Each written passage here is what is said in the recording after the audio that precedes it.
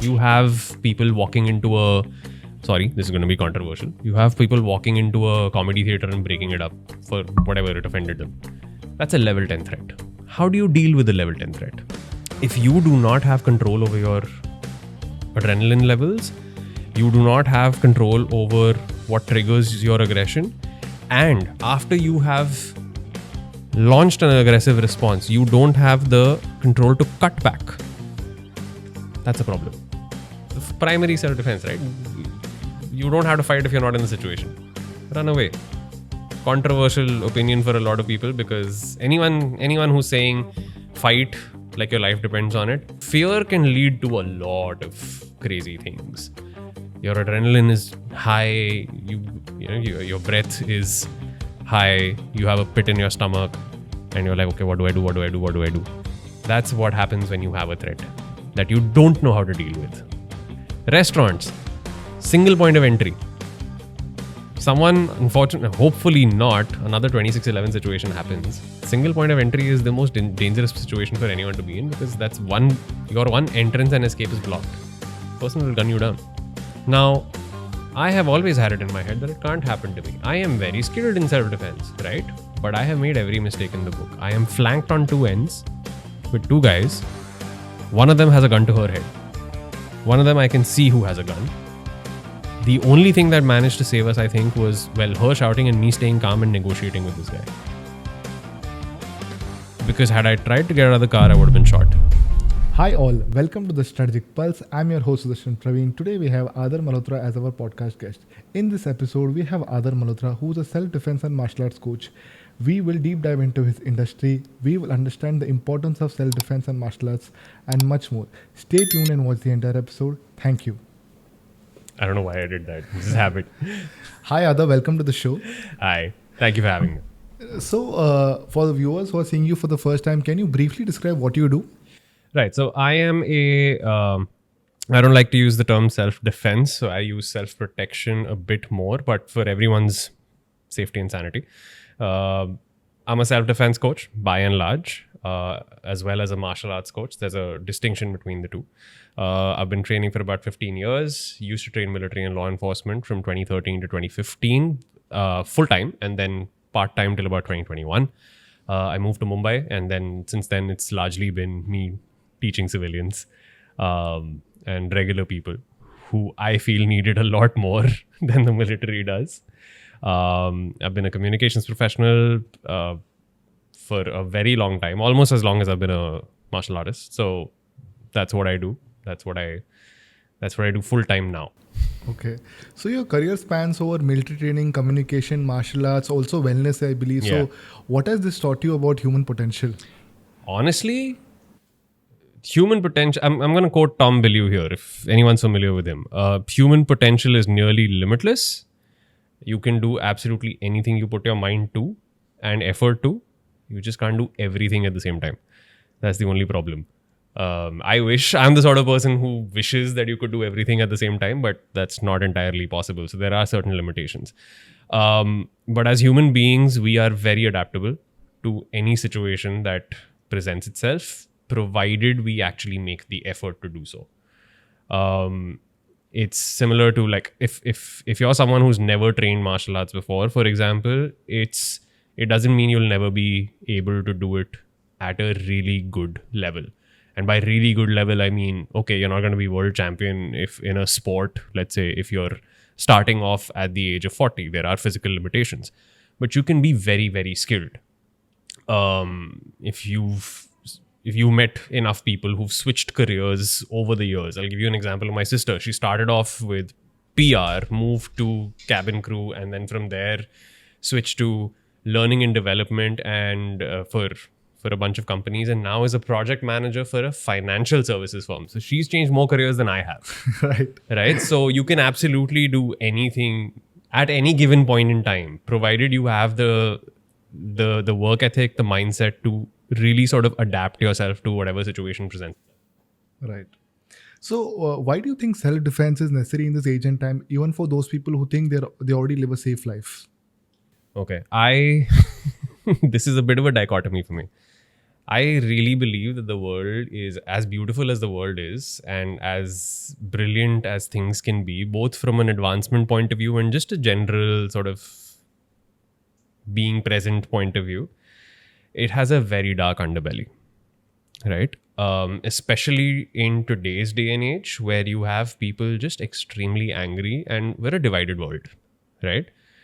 uh, Politics aside, ideologies aside, in general, you have people who now have become even more polarized, which tends to go into the violent realm where now it is done with impunity. So, as much as we like to believe we live in a civilized world and in a safe space, quote unquote, that thing of it's not going to happen to me doesn't exist. It can happen to anyone at any given point in time. So it is less of a novelty, it is a necessity. It always has been a necessity. It's just that over time, when as technology got a little more advanced, as we got less and less physical in the world, as you can see, right? Everything's in the palm of our hands. As we sort of outsourced our safety and security to military, law enforcement, and everything else, which is, of course, how governments and everything are formed. But people forget that law enforcement can only intervene after the fact. It is unfortunate. We don't live in a Steven Spielberg Minority Report world where you can predict what's going to happen. It can happen to anyone, anytime, anywhere, right? There are no safe cities. There are no safe locations. It's relative. So it is extremely, and I would say increasingly important for people to start taking responsibility of their personal security. It doesn't even have to mean learn martial arts, although I highly recommend it. But just being aware of your surroundings, taking the necessary steps, because we're becoming a lot more closed off lately, right? You look at anyone walking on the road, half the time we're distracted people looking at our phones, sitting in autos, just conversing with each other. You don't know who's behind you. You don't know who's next to you. You don't know what's coming across. We're driving with our cell phones in our hands, right? So our attention span is decreasing day by day. So just that responsibility of personal security is completely out the window right now. And that's where it becomes more and more important for people to actually invest the time, energy, effort, money, whatever you want to call it, into training yourself physically, mentally, emotionally. The last two being far more important than the first one. Okay. And what are the common misconceptions people have about their personal safety? Like, See, the misconceptions are honestly, there's far too many, right? Like, why do I need to learn self-defense? Why aren't we teaching people not to be violent? Well, because humans are primal animals. Let me just put it that way. As much as we want to hope that people would have the better sense to not be violent, it's hard-coded. It's an aspect of power when it comes to people. So violence is inevitable. It's going to happen to you in various ways, shapes, and forms. Words can be violent. Actions can be violent. Gestures can indicate violence. Physical confrontation then is like proper physical violence is what we term as violence, is a possibility. You have wars going on, right? It doesn't take long for a war to spill over to other borders. And when that happens, you have another situation, which is individual thinking, where people don't necessarily unite to sort of hold the borders and protect the country. They are more individualistic now, where it's more about how do I protect myself and my family. So you will inevitably have a situation where rioting, looting, all of that situation does happen, right? We're seeing that across the world. It's not necessarily something that's in India. In India, we've seen it during COVID time. Not necessarily a war-like situation, but there were reports of hoarding of supplies and stuff, right? So people just automatically assume that it's not going to happen until it finally happens. Then what? You haven't thought ahead. You haven't sort of put systems in place that it doesn't happen to you, which is preparation, which is taking care of yourself physically, being aware of your surroundings, making sure that what you're consuming as content, like one aspect which is not touched upon in self-defense is what you consume. It's not just physical training. And I don't just mean food. I mean content you consume. okay. That is personal safety too. If you're consuming content which is misinformation, you're not safe. Can you elaborate on that? Okay. So we've had enough and more incidences of misinformation being spread in the media, right? Right. And a lot of it during COVID time. Yeah. X number of people, such and such person caused this, or this particular drug cures COVID. And you had a lot of companies sort of pitching that. Or let's take a more recent example. And this is predominant in the health food space, considering Archita's connectors. I want to sort of go into that. You've seen the number of brands marketing protein products, right? Has anyone read the label? We don't read the label. It goes into, when you sort of turn the pack around, you will notice very high number of calories. Fats are higher than protein. How is it a high protein source? Right? So automatically that also becomes a part of your personal safety and security. What are you consuming? Being aware of that. So it doesn't necessarily translate very directly for a lot of people because it's been marketed as self-defense's physical security. Right. Correct. It goes beyond that. Okay. Yeah. So that's the major misconception. Interesting. And having trained elite forces and civilians, what are the core principles which apply to both? See, I'll start with differences. Yeah. Elite forces have a license to kill in an escalated situation. You don't. As simple as that, right? That's a fundamental thing. But the fundamental principle that applies to both is being prepared for a level 10 threat.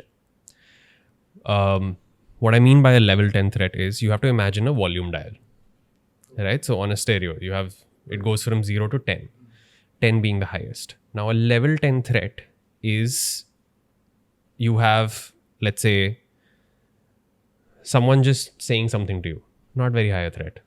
Someone looking at you threateningly but not saying anything, not a very heavy threat. Someone puts hands on you, like grabs you by the collar, can escalate. Someone who's armed has 2-3 people behind them, that's a level 10 threat. Potentially. Because it is a very high stress situation. The military folks go through that every single exercise. Civilians, the possibility of it happening is less, but it does happen. You have mobs, you have lynchings, you have people walking into a, sorry, this is going to be controversial. You have people walking into a comedy theater and breaking it up for whatever it offended them. That's a level 10 threat. How do you deal with a level 10 threat? And then the other principle that is common is within that volume dial, going with a proportionate response. What I mean to say is the military has to respond with appropriate and proportionate response to the force that has come in. So if it's an attack that leads to loss of lives, to protect those loss of lives, you have to take a life. That's for the elite forces. For us, for civilians, it has to be proportionate as well. What that means is, while I don't advocate you taking a life, but if there are 3 people trying to kill you and they have things, if in self-defense you end up causing grave harm, I do not say death, grave harm, that is proportionate. So you have to be able to sort of go with that. Consequently, someone said something to you, or someone's just threatening you verbally, and you decide to thrash them left, right, and center, break their arm, break their jaw, and now this person can't get up. How do you know it was an empty threat? That's a disproportionate response, right? Because now you've switched into the aggressor. So these are some of the principles that sort of apply when it comes to, say, training methodologies. The other thing is aggression control. If you're a civilian training self-defense, or whether you're a military personnel, special forces training self-defense, aggression control is extremely important. If you do not have control over your adrenaline levels, you do not have control over what triggers your aggression, and after you have launched an aggressive response, you don't have the control to cut back. That's a problem. So every sort of training, whether you're civilian or military, this becomes a key principle. Regulation of emotional responses or regulation of aggression. Doesn't mean don't be aggressive. When you need to, you have to. But it also means learn to cut back. So that volume 10, I may have gone with a 10 response, but the guy falls down immediately.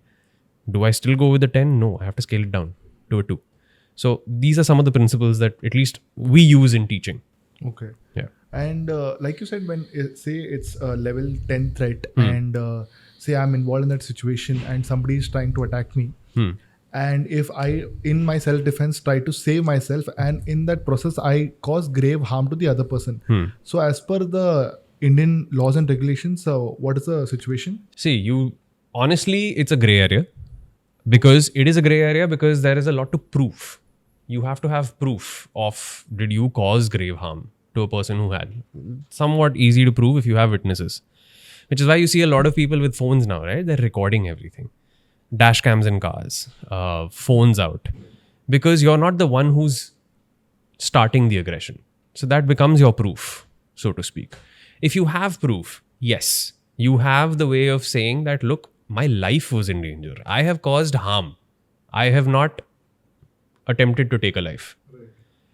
Now, of course, there's provisions of manslaughter and, well, murder and things of that sort. And you want to avoid those as much as possible. So, which is why when we do our stress tests, or rather when we teach, we're teaching people not to go to, even with level 10 responses, not go to an extent where it causes death. Okay. That is very important. Because as much as I want to abide by the law in training, or rather I want to give you, the most appropriate and quick response to a situation, I have to keep in mind that if you use this, are you going to be able to save yourself when it becomes a legal issue? The answer is gray, right? So part of your self-defense training has to have this aspect in that, am I giving you enough to be able to protect yourself without causing death? So if death is caused, then it's a problem, right? It is irrespective of whether it was in self-defense or not. You've caused death. So that person will be penalized for that. I'm assuming there is some penalty. I will still have to go back and check. Okay. But more importantly, the psychological issues that comes in with taking a life is much higher. Right. Right? Especially for someone who's not the sorts.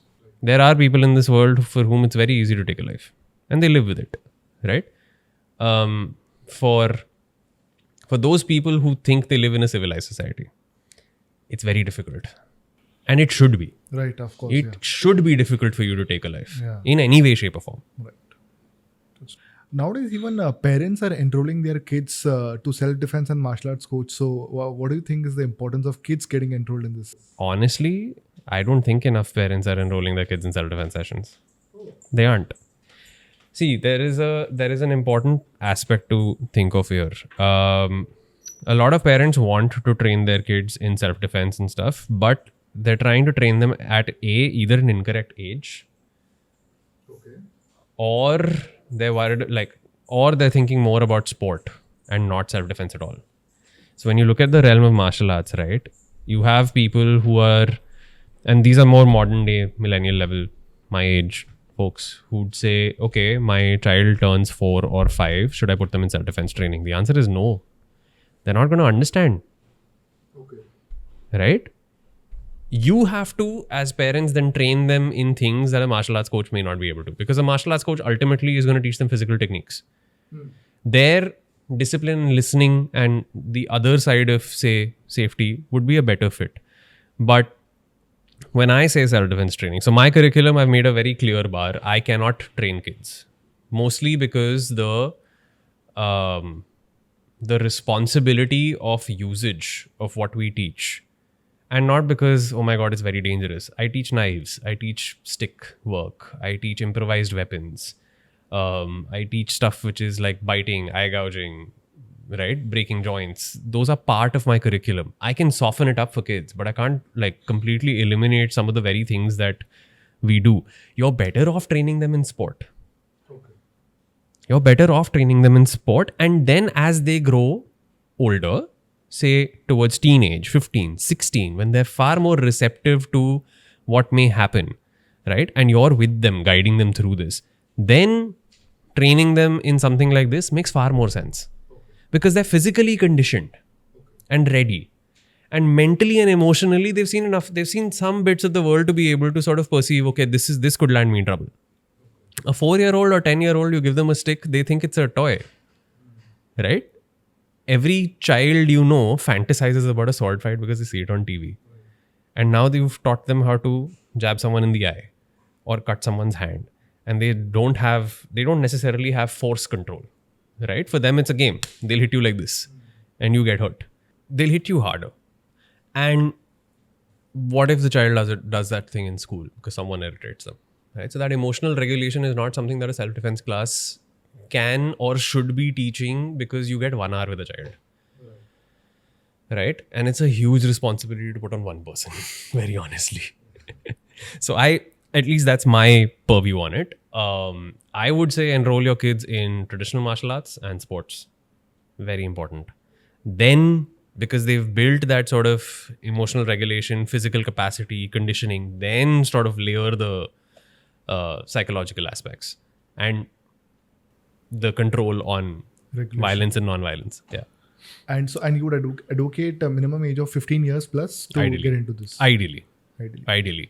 15 to 16 is still good enough. 18 above is my preference. Okay. Mostly because by that time you're out of school, you're looking at things in a different way. Your experiences are a little richer. All of that. But kids are going through experiences that we went through when we were in our 20s at 15. Right? So 15, 16 is a decent age for them to start, is my opinion. But if you can, I would say, if you're looking for if you have a very young child, 4, 5 maybe, put them in some sort of sport. Preferably, if you're looking at combat sports, then start with maybe, boxing or wrestling. Very good for them to start with. Wrestling better because you're not really hitting someone. You're learning control. Brazilian Jiu-Jitsu would be top line for that. In traditional martial arts, honestly, so my background was Shaolin Kung Fu. When I started with my teacher, I didn't start very young. I started right out of college. So I started relatively late. But I've seen the kids who've trained with us there, right? Shaolin gives you a very different sort of approach to things. Karate gives you similar levels of discipline in that sense. So put them in those as well, I would say, in addition. Yeah. So, like you were mentioning earlier, that there is a lot of psychological effect when people face threat. So, can you explain what happens to the body and mind when they face threat for the first time? Right. So, I'm not a neuroscientist, but from whatever I know, everything goes into, everyone's heard of fight or flight, right? You have a fight or flight response when your adrenaline is high, you're in the sympathetic nervous system. Fight or flight essentially means that you will either charge in or you will run away. Now, there's a third component, which is freeze. Most of us are automatically in freeze nowadays because fight or flight is still relatively good decision making. Freeze is where most of us end up being because you freeze when something loud, violent, whatever happens, right? It's like it's deer getting caught in the headlights situation. When you're faced with a threat that you're not ready for, of any kind, and this depends person to person, conditioning, right? What environment they've grown up in, are they engaged in some sort of training or not? The shift between fight, flight, freeze becomes relatively easier to do.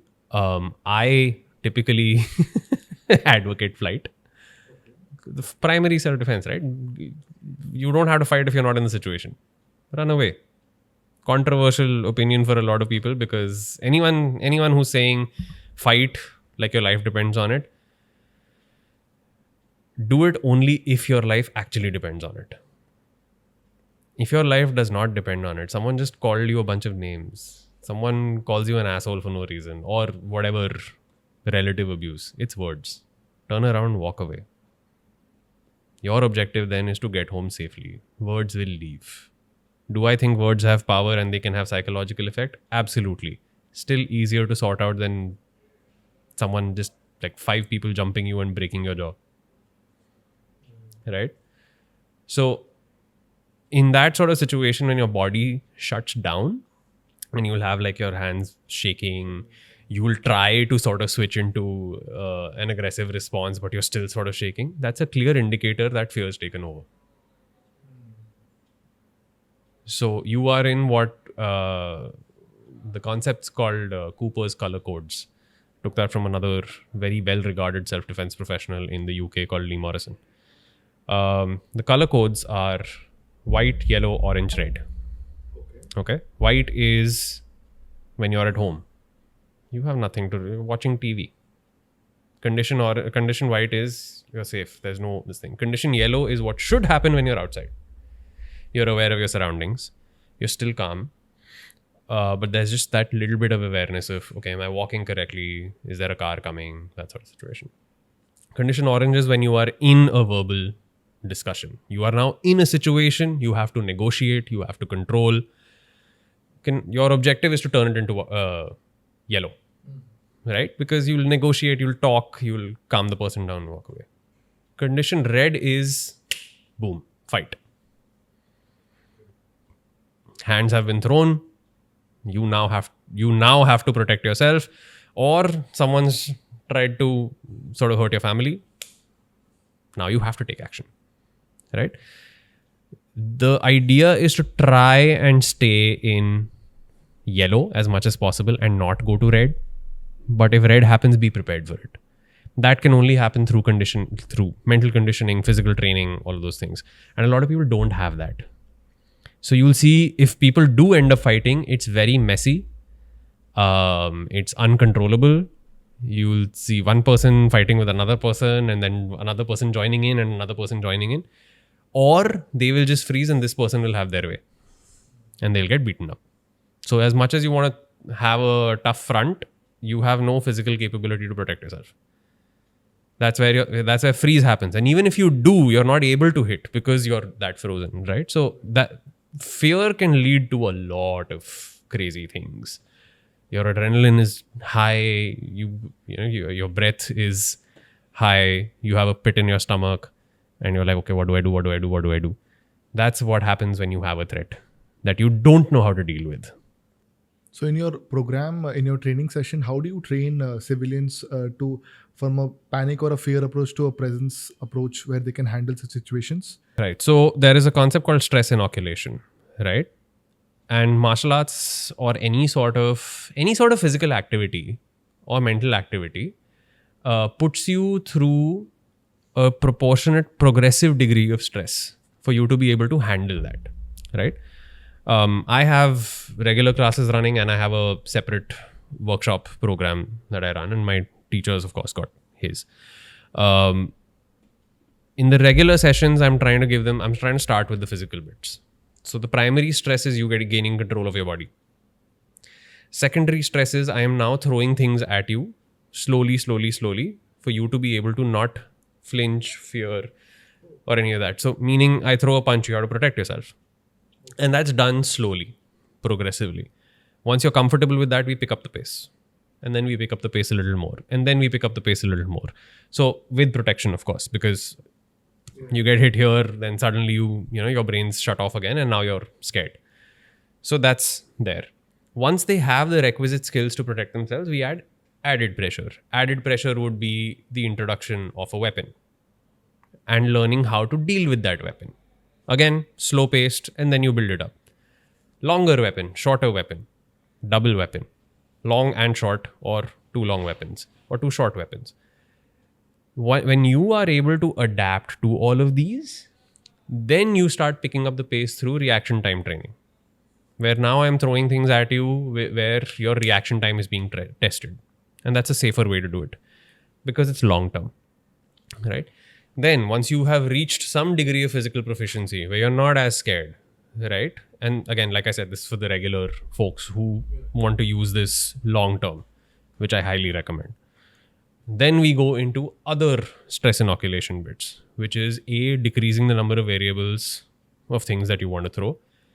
You will have shouting, screaming, someone punching you, throwing you against a wall, two people sort of putting more pressure on you, multiple people putting pressure on you. And then there's scenario training. Scenario training is I tire you out entirely. So now you are already in high stress. Now you have to solve the problem. How do you do that? So that's honestly the final range. But a lot of people, unfortunately, prefer the quicker way. So when you prefer the quicker way, I've had to reverse engineer it. So I put all the high stress stuff first. So the workshop program I have is called Fight Back. It's a 6-hour program for like the intro version, and then there are tiers that sort of go into it. The basic program just covers fundamental gross motor tools. Gross motor meaning that you don't have to think about what the movement is. It's already ingrained. You know how to slap people. You know how to push a person. You know how to kick a person, at least one kick or so. You know how to bite. You know how to push. Automatic muscle memory. So we just sort of add to that. And I give you ways to sort of, and this my teacher of course taught me, is you have a way to, when people get scared, the first thing they do is cover their head. You weaponize the flinch. It's called flinching, right? You turn away. So weaponizing that into something that becomes a little more automatically defensive, which is not something that'll take you too long to go into a offensive response from there. Once you have a handle on that, and I've introduced some degree of weapon stress as well, that's when I put you into a stress test. So I will tire you out thoroughly. Then I'm going to get someone to hit you multiple times, try to get you out of that. Then I'm going to put 1 or 2 people. You have to get yourself out of that situation of 1 or 2 people. 90% will fail. It's obvious. The failure rate is going to be high. One person will be smart enough to do something or will see something in that moment and be like, okay. Because they've seen the number of people doing that stress test. But if you're alone and it's your first stress test, you're bound to fail. Which is why I recommend the long-term version much more. But the short term's given you, or rather that 6-hour has given you a good introduction of what you cannot do. It's shown you a mirror. If after that you choose to do it, all of this is already usable. You choose to not train it, you lose it. You choose to train it, okay, come. Train regularly with people. Use that force or revise. Even if you don't go to a class, use that and train that multiple times. That should get you somewhere. But how long does it typically take for somebody to be fully street ready, right, to be prepared going through training sessions? Depends on the individual here, very honestly. So I'll give you an example. I've been training for 15 plus years. I'm still training. I will continue to. My teacher's been training for 40 years. He's still learning new things. We all keep doing that. But right? somebody who, basic level, honestly, if you are training consistently, anywhere between 6 months to a year to even, because we managed to sort of shorten those responses, right? With gross motor. The more amount of stress tests and everything that you do, anywhere between, like you can learn it as early as 2 weeks if you have a good training program. It's a matter of hours. Okay. So right? how many so hours? 6 hours over 2 weeks, you'll have a decent understanding of how to protect yourself. Good sort of movement and everything. Is it something that will help you solve a lot of your problems? No, not really. Because it's also not something I find to be very safe in the long term psychologically. Okay. Right? Because again, like people want to learn self-defense and like, can I do a crash course? Sure. Because people think it's a bunch of techniques thrown together. It's not. It's a self-defense is not a style. It's an objective. Your training has to fit the objective. Do you think you can become a world-class champion in training for 6 months? Or forget champion. Can you win your first fight professionally or amateur fight in 6 months? No. You can't. Unless you put in an inordinate number of hours. 6 to 7 hours every day for 6 months. You will be good enough to spar. That is my opinion. You'll be good enough to spar. Some people, anomalies exist. They may be able to go and take a fight. 1 year, okay. You may be able to fight someone with one or 2 fights above you. Can you do it with a veteran of say 5 to 6 fights? No, you can't. 1 year training in that sense, not enough. Right? In self-defense, similar. I will train you for 2 weeks. 6, 7 hours a day. First of all, are you physically capable of handling that? Short answer today, modern individuals, no. We sit too much. We consume too much. Food, content, everything. Right? We're tired far more easily than I think when we were younger, or our parents comparatively at the same age, because there is a lot of mental distraction going on and that drains your energy. Let's be very honest here, right? So 6 hours, can you do it? Answer, maybe, maybe not. Chalo, now you can do it. 2 weeks. Do you have the physical coordination to be able to learn a lot of these things safely without injury to yourself? If you do, you're an anomaly, because that means you have decent motor control or you've trained before. If you've trained before, 2 weeks, good enough. Possible to do if you have been training consistently prior to that. But someone fresh off the boat coming for a 2-week workshop or something, it'll give you an understanding, it'll open your eyes, but you're not going to be able to use it as well as someone who's been training for say 3, 4, 5, 6 multiple years, doing that thing, learning more about it, studying it is concerned. Not possible. And does this help with other areas of life? Because I believe there's a lot of mental stimulation involved here. So does it help with mental health challenges like anxiety, burnout, depression? It is good for a therapeutic protocol. It can be part of your therapeutic protocol. Okay? Meaning it absolutely does have an effect on anxiety. It has an effect on depression. It has an effect on, say, ADHD. So I have ADHD. I've been diagnosed with ADHD. I have had anxiety for the longest time. I have been depressed as well. What has sailed me through a lot of this is, of course, therapy. We all need it. And there is no substitute for therapy. You need professional help. You go to a doctor for an ailment, right? You need to go to a therapist for that. But part of my protocol has been moving my body. Whether that's through yoga, exercise, or martial arts, everything has given me a different effect. Martial arts has helped me be okay with certain stressors or certain levels of stress. It's shaped my mind to a degree where I know when to walk away from something and when to push myself towards something. Right? You pick and choose your fights. Right? So if I have to power through, it's given me that. If there's a concept in therapy called a pattern break.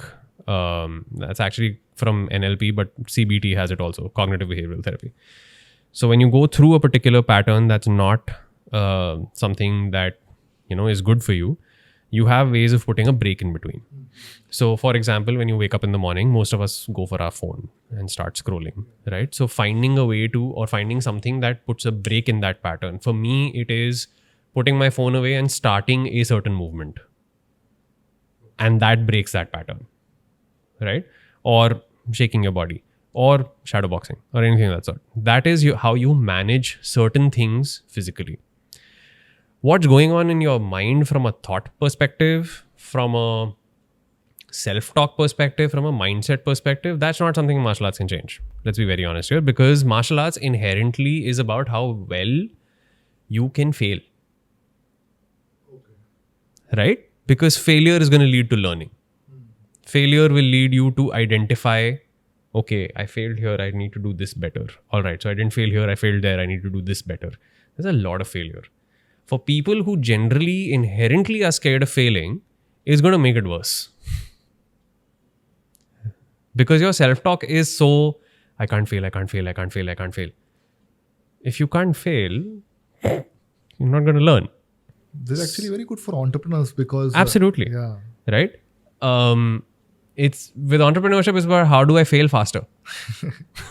And get done with it and move on to the next one. Yeah. Like how do I fail faster, get feedback? Yeah. If I don't get the right feedback, I'm not going to learn. Yeah. What I think also martial arts gives you a little bit, which is counterintuitive to this failing faster bit, is how do I study all possibilities? So I take this from Art of War, seminal book. I'm sure most people have heard it. Sun Tzu, Chinese general, very ancient book. People now use it in marketing terms for some reason. I don't get why. But he had this thing. Know yourself, know your enemy. You will win 100 battles. Know yourself, don't know the enemy, 50-50. Don't know yourself, don't know the enemy. You are guaranteed losing. Right? I'm paraphrasing here. Point being that in martial arts shows me who I am. How well do I deal with failure? How well do I take a training session and feedback from that training session and change. Now, for someone, even me, who at some point I was not good with feedback, I wanted to like do the best I could, which means no failure, right? Because we interpret that in our head. So if I'm not able to pull it off for a certain, or I get thrashed in a spar, I would feel really bad about myself and be like, why am I doing this? Why am I doing this? This is no good. I've come very close to quitting martial arts a bunch of times before I sort of started working on my head, which is, okay, you failed this. You will do better next time. But that means you have to consistently keep working at it. And it is better to fail in training.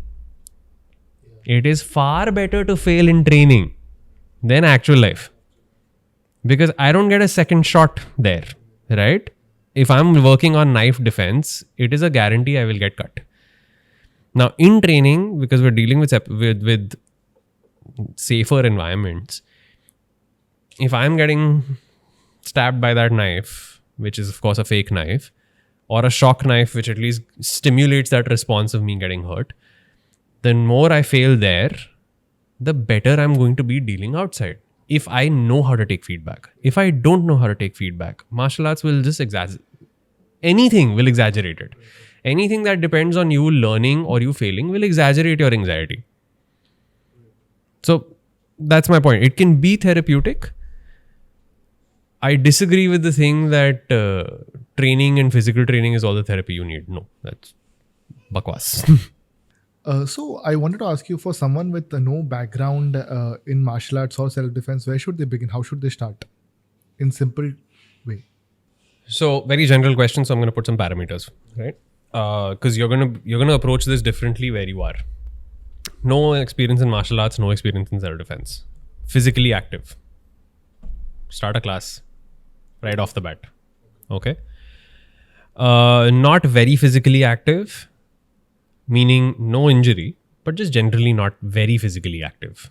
You don't exercise beyond, say, 3 days a week, so to speak. Or let's flip that.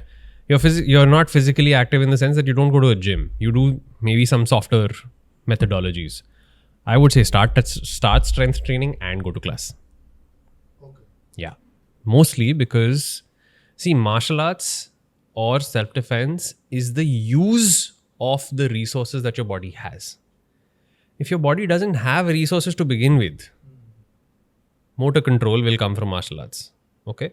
Some degree of strength will come from martial arts, but wear and tear is higher in martial arts than going to a proper strength training program. You need to take care of your joints and everything when you're learning martial arts. Now, whether you do that through a yoga, Pilates or anything of that sort, or just lifting weights, it's important, especially as you get older. Young ones, join a class directly. You will adapt over the years, right? Preferably you have a proper trainer who is not causing you injuries and has an understanding of how the body operates. If you've not been active at all, like most of your day is sitting and doing anything else, I would say before you start martial arts, or if you do start martial arts, forget self-defense for now. Start something that will bring your body to an appropriate level of conditioning, physical preparedness. Mostly because as you get older, the damage on your body starts showing. Right? So if you're someone starting at 35 and you directly jump to an MMA gym, this is not to say that an MMA gym will not take care of your strength and conditioning. They will. But it is far more demanding on your system. You'll be able to run with it for say 5-6 years, but you'll fall flat after a point. Right? So your training requires a very holistic approach. It's the same way with food. If you're only eating meat, for example, and nothing else, no fiber, no carbs, no fat. There is a carnivore diet, by the way. People say it works and you lose weight rapidly, but scientifically speaking, it doesn't work for a lot of people. Right? You will have other issues that show up. Similarly, in India, we're protein deficient. If you're only eating carbs and no protein, right? Muscular development is an issue. Same thing with vitamin D. You don't supplement with vitamin D, your body shuts down beyond a point, right? So these are just some examples. From a health perspective also, your your training has to be diverse but focused on an objective. So if you're looking at general wellness, which does not include martial arts, does not include self-defense, nothing of that, pick anything. Fine. Chalega. Pick anything. Maintain your strength training is what I would say, but pick anything. It doesn't really matter. If martial arts is your objective and self-defense is your objective, you need to condition the body, which your trainer will do, your teacher will do to an extent, but you also have the responsibility of starting your own sort of supplementary training, which is exercise, lifting weights, running, all of those things. So, like you initially mentioned, martial arts and self-defense are two separate things, and now you just mentioned that in martial arts you want to learn self-defense. So can you give a clear bifurcation of what exactly self-defense means, and under that what martial arts? Martial arts is a vehicle. Okay. It's a training methodology. Within martial arts, you have separate systems. So I have, if I'm looking at Filipino martial arts, multiple systems under Filipino martial arts, mostly weapon-based. Okay. Chinese martial arts, which people colloquially call Kung Fu. Kung Fu means great skill. It doesn't actually mean martial art. Yeah. So you have separate styles and systems in that.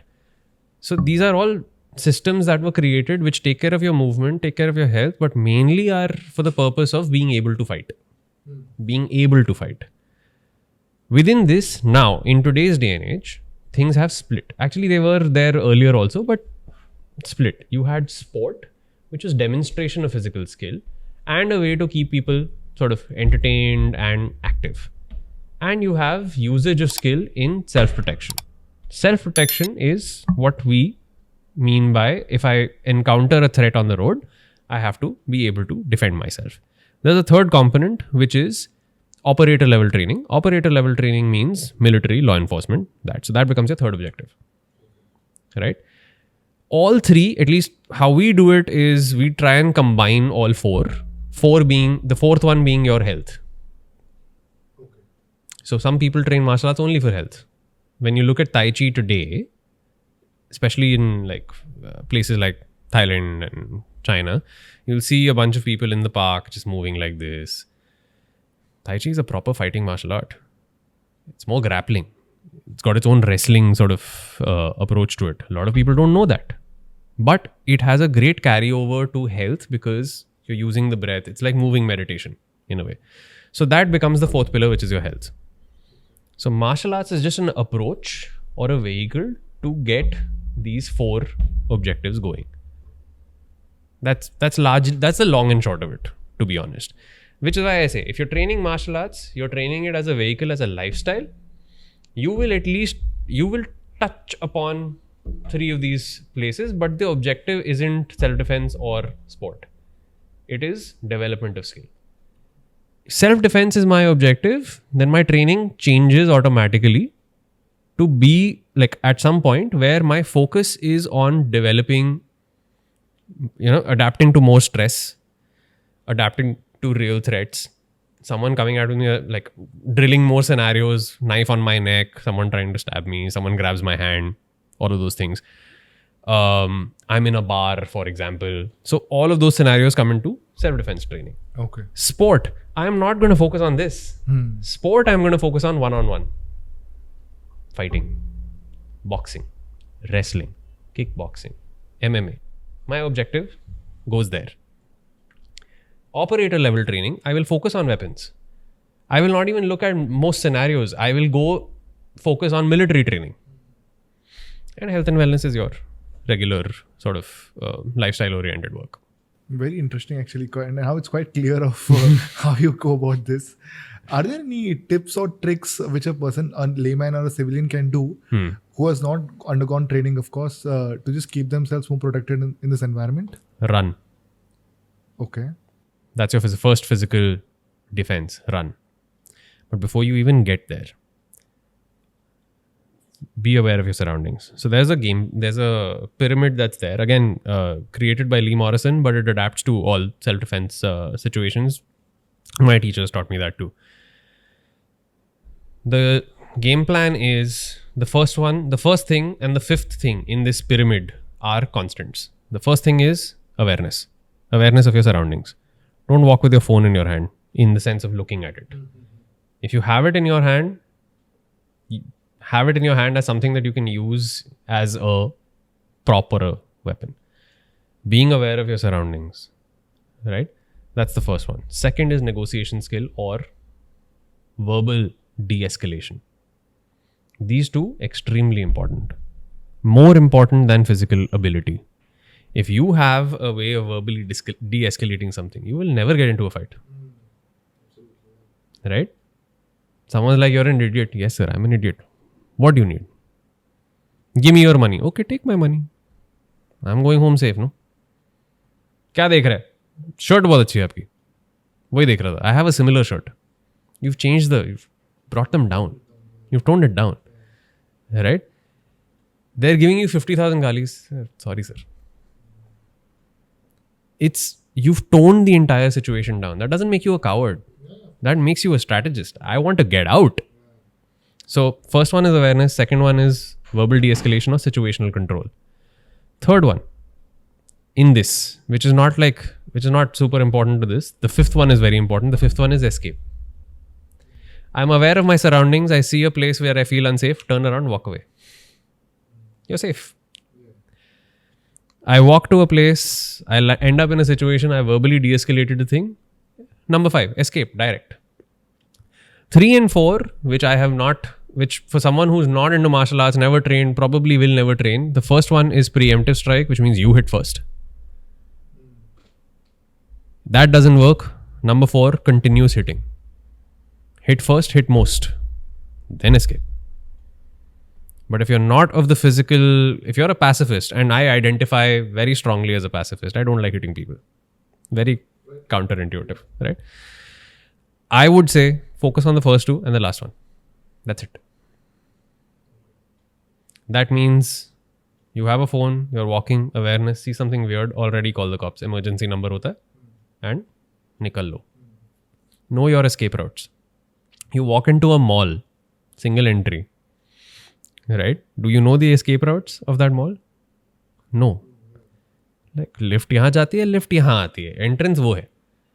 You don't know there are 5 other entrances and exits, and there is a fire escape. Right? Restaurants, single point of entry. Someone, unfortunately, hopefully not, another 2611 situation happens. Single point of entry is the most dangerous situation for anyone to be in, because that's your one entrance and escape is blocked. Person will gun you down. Sitting in a place where you can see the exit, or sitting close to the exit. These aren't things you need to physically learn how to fight or hit someone. These are just these are things you use to protect yourself. So anyone saying that yes, you need physical ability. I'm not discounting that. My job is literally having people train physically, right?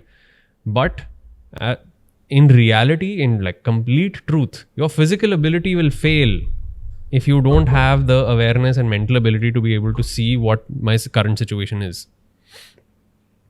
Absolutely, yeah. Very well put. And do you teach any specific techniques to women compared to a man, or is there any gender bifurcation here, or you teach the same across? 2 arms, 2 legs. Okay. 2 arms, 2 legs. No, certain things change. Okay. So men physically, biologically, stronger and dominant just because of muscle mass and general physical structure. Can women get that? Of course they can, which is why you have women fighters thrashing male fighters sometimes. A professional female fighter trained in martial arts will absolutely thrash a average man. What do I define as an average man? Same size, same sort of, no physical ability, that sort of thing. But we've also seen counter cases, right? Where you can be as trained as you want. The big guy hits you once and you're gone.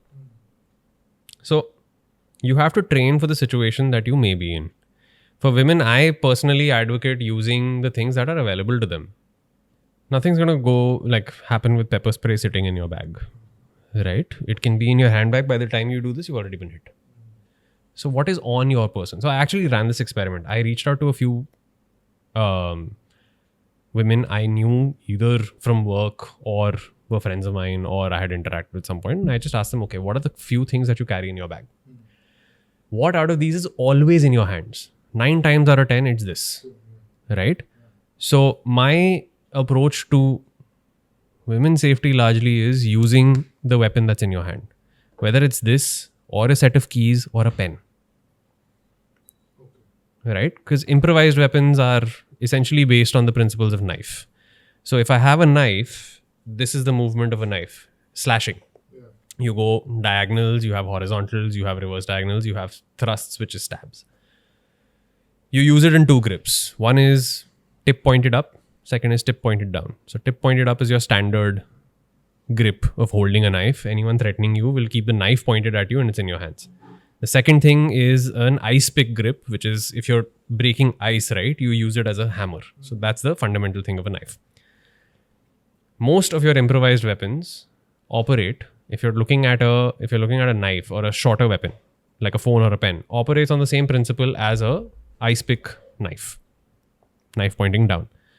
There you have straightforward things that you can do. Jabbing it into, showing it in someone's eyes or stabbing whatever you can.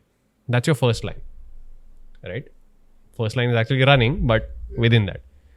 Second is your general body tools. If you have nails, shooting for the eyes, grabbing the ears, slapping the ear, biting, hitting the groin, those are the things that you teach women. Do I teach the same thing to men? Yes. Because ultimately, 2 hands, 2 legs. A man will still be able to generate a little more power. So with women, I try to also give them a certain sense of distance management. And one thing that men are able to do a lot more comfortably than women is grappling, which is important. And by why I say grappling is, and I don't mean sport jiu-jitsu at this point. Sport jiu-jitsu has its place. It is a phenomenal grappling sport. I think the best when it comes to be able to protect yourself or fight at this point. But 1-to-1. 1-to-1. And not when it comes to handling a much bigger size of someone who may be much stronger than you are. There you have to strike, close distance. These are slightly technical terms which I can't really explain verbally. I have to show them to you to be able to understand it. But for those people to visualize, right? If you're someone who's if you're a woman who's 5'3", going up against someone who's 6 feet, you have a problem, right? You have to either verbally de-escalate or you have to have that.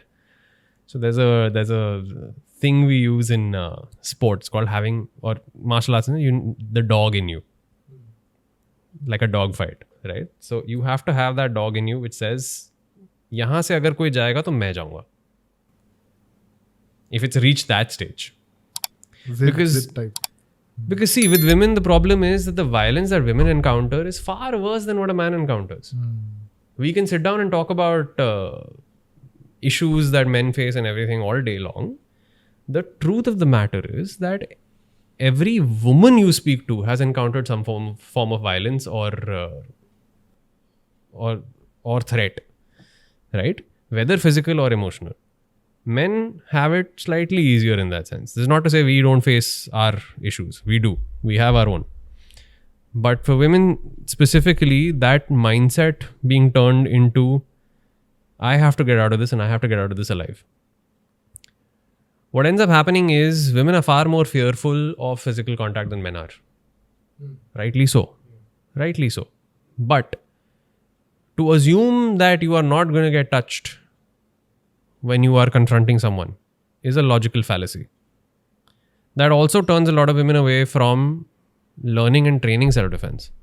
Because yes, it's physically demanding. You get hurt. No one likes being hit all the time, right?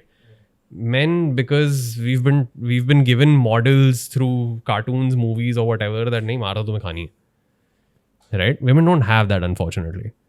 And I wish more women would train. But if I were to give them a program, it would be this. You have to use your body tools. You have to use whatever is on you. And you need to have that mindset of whoever's walking away from this, I am the one walking away from this. With men, I would reverse it a little bit. Both of us are walking away, but I am the one who's going to come out of this aram se. unless it's a life or death situation. Then it's a different matter altogether. So moving more towards the entrepreneurship side and the career aspect of this profession, at what stage of life did you realize that you can do this as a profession and just not as a passion? Oh Lord. Okay. This is my second attempt, to be honest. Actually, no, I can't really call it my second attempt. This is my first official attempt. I was training military and law enforcement full time for 2 years when I worked with my teacher, but then I was still an employee, right? I left because, again, life stage, few other things, finances, all of that. When I reached 2019, 2020, I became far more interested in teaching people, and I would teach more people on the side. So it just I became far more active with it, so to speak. And teaching was for a selfish reason. I needed people to train with outside of training with my teacher morning and evening, which is the only time I got, or just morning because I had work. I needed people to train with because I can't just sit on his head and be like, "Sikhao mere ko," right? Although he's been very generous in life, I've been with him for 15 years, groomed me to this day. But it started with that reason and managed to get them to a certain level. But of course, people had different priorities. And then I moved. Like COVID happened, so people couldn't train, right? But I still found at least 2 or 3 people I could do this with. During COVID, I began to during and after actually 2020 onwards, just looking at people's lives in general, I started increasing my skill set into more towards the wellness side. So I got my health and wellness coach certification, started studying a little more, researching what's going on in that space, then finding a connection between how martial arts sort of translates into mental and just general overall wellness. So I moved more towards the other side of martial arts, which is qigong, breathwork, moving meditation, and things of that sort. But this combat aspect always remained, right? Then I moved to Bombay. And in Bombay, I think by that time I was sort of figuring out, should I become a full-time health and wellness coach or not? Because it also gave me more purpose. The thing about being in marketing and communications for someone like me is, unless there is a tangible impact that I can see on the lives of others, it doesn't sort of, yeah. Or it's giving me mental stimulation, which a lot of my life has been with agencies, communications and marketing agencies. So you're pitching to a variety of clients and trying to solve a lot of problems. So there, sure, my head went into a better space. But some of those clients, of course, were not as impactful, so to speak. So I would always sort of lose my interest there. And health and wellness were always things where I was like, you know what, this stays constant because you're actually making some sort of tangible impact on the lives of others. Irrespective of, like whether you're a multi-millionaire or whatever, there's a different kind of joy with someone walking up to you and saying, hey, listen, you did that and I feel a lot better now. And even if they don't, right, you see tangible improvements in movement and ability and things of that sort. I moved here. I got married here. I actually moved here to be with my wife. So while I was still with agencies, this thing kept gnawing at me that, okay, you know what? You have been wanting to teach and you have been wanting to train. And now that environment that you made in Delhi is not there. I can't just get up and go and train with my teacher. So again, selfish reason, brought more people here to train with, joined a couple of spaces as well. And I realized that my teacher mode would switch on automatically. So whenever someone, even if I was at another person's gym, and I had someone I was training with, I would sort of try and make slow corrections without sort of offending the class lead, because you can't step on their toes. No, of course not. And then sort of freeing up to make myself a little more accessible to other people. This year, around Jan, right, I hit a block. I had a good job. I in fact was working here in where you're located. I had a good job, but something in me just wasn't clicking beyond a point. And I'm turning 36 now. And At that point, something in you just sort of goes like, do I want to stay in something that does not light me up anymore, right? You're doing the same thing for years. Beyond a point, you're just like part boredom, part this just doesn't feel like it's me anymore, right? So hats off to my wife and my family, my mother and my sister, because they were essentially like, okay, what do you want to do? And my wife is like, look, you want to teach, so teach. Do that. You've been doing it on the side. Now do it more often. So I said, okay. And I started sort of making a plan to exit. And my health took a hit, a big hit in between. So everything sort of just like, it was, call it a domino effect, or your body just tells you beyond a point that, listen, you are coasting now. Ab karna padega tumhe. Like you can't just put your legs in two boats and be like, acha, let's sail. Because for as long as I know, I've always held on to 2 or 3 jobs. By what I mean is that I will have a regular 9 to 5 or a 9 in communications. There's no 9 to 5. I will train in the mornings and possibly teach. And in Delhi, I was also a musician at some to a degree. So night should be for that. I stopped that during COVID. So then it was, and even college, I was teaching throughout college. Then it became work and martial arts. I moved here, martial arts became a little less, work became a little more because new environment and everything. So your body at some point starts to tell you that, listen, enough. You can't keep running after something you don't want to do or doesn't feel good to you and expect to feel better about it just by doing something you like doing twice a week. You have to do it. If that is what is calling to you, you have to do it. So the body's got funny ways of saying that. So my health took a major hit. Mentally, physically, a bunch of things happened. So I said, okay, enough is enough. And I quit my job and immediately said, there is no other game plan. This is it. So started teaching and now we're here. And for someone who's willing to get into the same profession as yours and do it full time, is it financially sustainable? Oh boy. It takes time. It takes time. More importantly, it takes a certain degree of intelligence. See, one of the things that is a problem with this sort of work is showing people that it's not fun and games. It's a necessity for you. We're not doing this because, hey, martial arts will give you a nice school appearance. Of course, that's there. But the niche that I went with, which is more focused on self-defense, but these 4 pillars that I spoke about, is that when you're looking at your life as a whole, physically, to be physically capable and sort of outlast age beyond a point, because a lot of people have done it, you need this. It's not that you want this. You need this. You need to be able to protect yourself, not just physically, but also mentally, also emotionally, nutritionally, all of those things. So just building that case for people is the hard part. The second thing is, are you qualified enough? Because the investment that you put in physically, because your body's taking a hit constantly. Imagine teaching people how to hit things and you're the ones holding pads. You're the bag, right? You're the one taking hits. So I tell people that do this only if you're doing it for the satisfaction that it gives you. The money will come, but it'll take its time. And you need to know exactly what you're doing it for.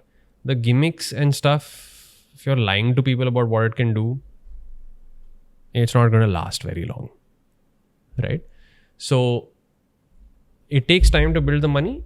It is financially viable, provided you know exactly what you're doing. You're qualified enough in what you're sharing. So that means a very long learning period, right?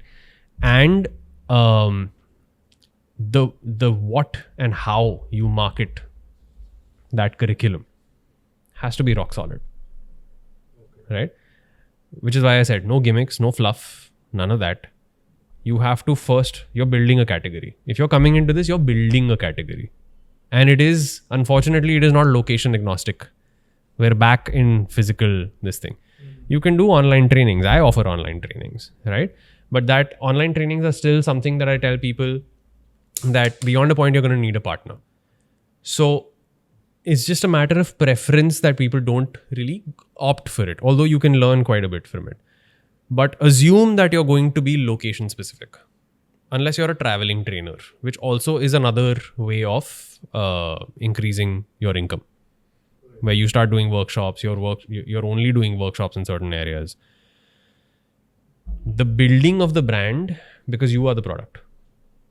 You are the product, your curriculum is the product. Without you being the brand, your curriculum is not going to fly, because there are several others who will probably do the same thing or maybe do it better than you do. What are you bringing to the table? Are you bringing experience? Are you bringing a teaching methodology that is faster? Because everyone wants faster. Are you giving them something which addresses things beyond just that one aspect, that has a carryover to their life and not just from a physical sense, which is what we spoke about? If you have all of those things, yes, you will be able to make money. It'll take time. Like what timeline should a person keep in mind when they're entering this profession? I made 6 figures in my first 2 months. That's 6 figures. Yeah. Not like I can say that I'm probably just under my full-time salary. But that's pretty good, right? That's yeah. The only thing is that you have to be able to handle the fact that it's not guaranteed. Right? Yeah. Clients have, or people who training have a life of their own. Something may happen. Someone may want to take a vacation. Someone may have to leave. One company may want you for only 1 month and not the rest. All of those factors come into play. So it's a lot of planning. It is taking a look at what is in your pipeline. So like any business, right? Because we're a service-based thing. Absolutely. Yeah. We're not a product. Yeah. Not a physical, tangible product. So it's not about how many sales do I drive. It's about how many renewals and retention I drive, and how many, from a marketing terminology or rather agency terminology, how many pitches can I do? How many of those pitches convert? How many of those pitches I can retain for a long period of time, and then from that retention keep increasing. So that's largely the framework. So you have to think of it as an agency owner. You have to think of it as a full-time job, so to speak. Teaching is one part. Yeah. Teaching is one part of the job, which will take up a lot of time. But studying each class, what are you writing? Literally, I make notes, like writing down, what am I teaching these guys the next day? Am I testing them regularly? Am I interacting with them on a group? Am I making a community of people, as opposed to people come, learn and walk away? Yeah. Right? So all those factors come into play. Your content has to be excellent in that sense. I still haven't been able to crack that properly. Right? And I come from a communications background. But it's a lot of hats that you have to wear. And you have to think of it as, okay, you have to be enterprising in the sense that how much can I diversify to bring people in? And what kind of people am I catering to? I don't like very aggressively marketed content. So for me, doing that right now feels a little weird too, but I know that I have to. So I started off with, okay, here's what you can do, putting out a few lessons, showcasing how I train, till someone said, hey, no one knows how your students train. And they told me that this to last year. So I started making more content of them training and showing that progress line. That's how a lot of people started showing up and signing up. Okay. So Right. Instagram was one of the... Instagram is the only platform I'm on, honestly. Okay. So it's been a huge help. Okay. Huge meaning huge help. And the second thing is word of mouth. Word of mouth. The main contributor to conversions is word of mouth. The main contributor to awareness is Instagram. So social media may not convert. And I've always told people this, even with my communications days to clients. Social media is, you can say that social media will drive a sale. No, it's a channel at the top of the funnel. It's an awareness tool. Yeah. The conversion comes from what your offer is and what you're selling. If you've got a good product, if you've got a good sort of thing that you're selling to people, whatever that idea is, that's what sell. The platform then is irrelevant. So this almost brings us to the end of the podcast. Do you, from like for our viewers, is there any specific thing or conversation which you want our viewers to take away from this entire podcast? In a nutshell, self-defense training is a necessity. It is not a novelty.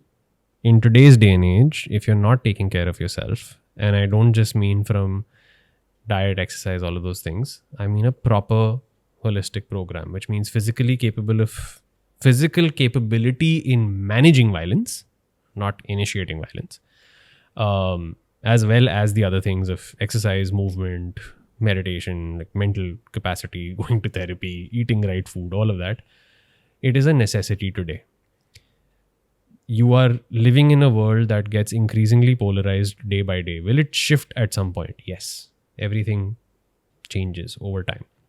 But the definition of what is safe and what is unsafe has changed drastically over the years. If you are not quick to understand it and you still think that it can't happen to you or won't happen to you, you are sadly mistaken. And I sure hope to God it doesn't happen to you. But it can. What you do then showcases your proactiveness. If you are so proactive in building your wealth, you need to be proactive in building your health. You also need to be proactive in building your skill set and capability, which means we learn new roles and new skills when it comes to our jobs. Why are we not learning it when it comes to life? Why? Because the monetary benefit, like we're too focused on the monetary benefit, unfortunately. So that's the thing that I go with. Because to give people an example, in Noida, before I got married, before I met my now wife, my then partner and I, this is 2016, were in Noida, and this was late at night. We were driving somewhere and we stopped the car. I made every mistake in the book. Let me just put it that way. And we had these two people who had guns. Now, I have always had it in my head that it can't happen to me. I am very skilled in self-defense, right? But I have made every mistake in the book. I am flanked on two ends with two guys. One of them has a gun to her head. One of them I can see who has a gun. The only thing that managed to save us, I think, was, well, her shouting and me staying calm and negotiating with this guy. Because had I tried to get out of the car, I would have been shot. Her yelling at least woke up the neighbors or tried to wake up the neighbors would have gotten us shot. Right? It's a matter of, and this is not to say that I wasn't trained back then. I was. But at the level at which I think I am now, where my awareness is a little better, I know more things now, and I look like, especially that first part of awareness and situational control, having those now, I can safely say that the only thing that's probably kept me going safely throughout life is this. And most people relegate it to not their job. To put it as bluntly as I can, it is your responsibility to be able to protect yourself and your loved ones. Now, I have always had it in my head that it can't happen to me. I am very skilled in self-defense, right? But I have made every mistake in the book. I am flanked on two ends with two guys. One of them has a gun to her head. One of them I can see who has a gun. The only thing that managed to save us, I think, was, well, her shouting and me staying calm and negotiating with this guy. Because had I tried to get out of the car, I would have been shot. Her yelling at least woke up the neighbors or tried to wake up the neighbors would have gotten us shot. Right? It's a matter of, and this is not to say that I wasn't trained back then. I was. But at the level at which I think I am now, where my awareness is a little better, I know more things now, and I look like, especially that first part of awareness and situational control, having those now, I can safely say that the only thing that's probably kept me going safely throughout life is this. And most people relegate it to not their job. To put it as bluntly as I can, it is your responsibility to be able to protect yourself and your loved ones. It is not the cops. It is not the police. It is not the state machinery. It is not the government. It is not military and law enforcement. They have their own jobs. Law enforcement can only intervene when the law has been broken, not while the law is being broken. Absolutely. And if you do not understand that, or do not have a sense for that, or still want to live in the idealistic vision of, hey, it won't happen to us, or someone should teach other people not to do these things, it's a part of process. Education, we have a dismal state when it comes to educational on fundamental topics, even something as important as sexual health, so to speak. We have no education on it, right? We don't have any education unless you actually specialize in it on personal finance. You're talking about teaching people how to defend themselves, or like, it's not going to happen. Our school system isn't built for it. Our society hasn't been built that way. We have a long history of conditioning to forget, which isn't going to happen because one person, two people, three people just get up and say, no, you should teach X person not to do this. That's not going to happen. So yeah, your job, your responsibility to stay safe. This other stuff is long term. It has to happen. It's not going to happen just because you say it. So if there's anything to take away, take that. Very, very nicely put, Aadhar. Thank you so much for sharing your insight. Thank you We for had a having me. pleasure shooting with you. Likewise. Thank you. Thanks. Thank you for watching this episode till the very end. If you found this episode to be valuable and insightful, then please like, share, and subscribe to our channel.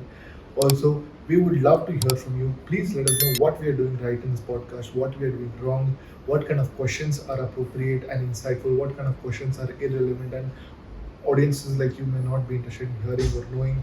Please let us know in the comment section below, as your comments will help us improve each and every podcast which we get out with our future guests. Thank you so much.